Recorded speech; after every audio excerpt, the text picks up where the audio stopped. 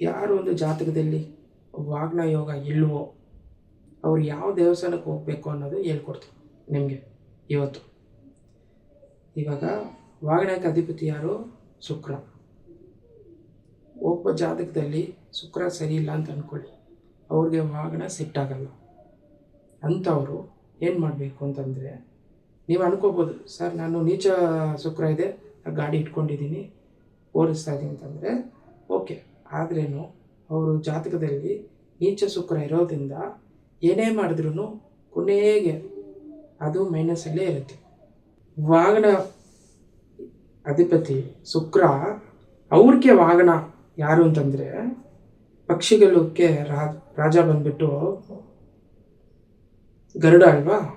ಅವರು ದೇವಸ್ಥಾನಕ್ಕೆ, ಅವರು ಇರೋ ದೇವಸ್ಥಾನ, ಅವ್ರ ಮೂಲ ಸ್ಥಾನದಲ್ಲಿ ಅವ್ರು ಹೆಡ್ಡಾಗಿರಬೇಕು ಅಂಥ ದೇವಸ್ಥಾನಕ್ಕೆ ಹೋಗಿ ನೀವು ನಮಸ್ಕಾರ ಮಾಡಿಕೊಂಡು ಬಂದರೆ, ಏನೇನೋ ಒಂದು ಅರಿಕೆ ಮಾಡ್ಕೊಂಡು ಬಂದರೆ ನಿಮಗೆ ಕ್ಲಿಕ್ ಆಗಿಬಿಡ್ತದೆ.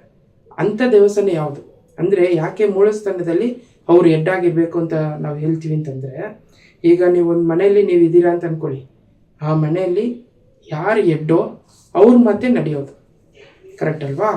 ಅದೇ ರೀತಿಯಲ್ಲಿ ಒಂದು ದೇವಸ್ಥಾನದಲ್ಲಿ ಮೂಲ ಸ್ಥಾನದಲ್ಲಿ ಇರಬೇಕು. ನೀವು ಯಾರನ್ನ ಹುಡುಕೊಂಡು ಹೋಗ್ತಿರೋ ಆ ದೇವರು ಮೂಲ ಸ್ಥಾನದಲ್ಲಿ ಹೆಡ್ಡಾಗಿರಬೇಕು.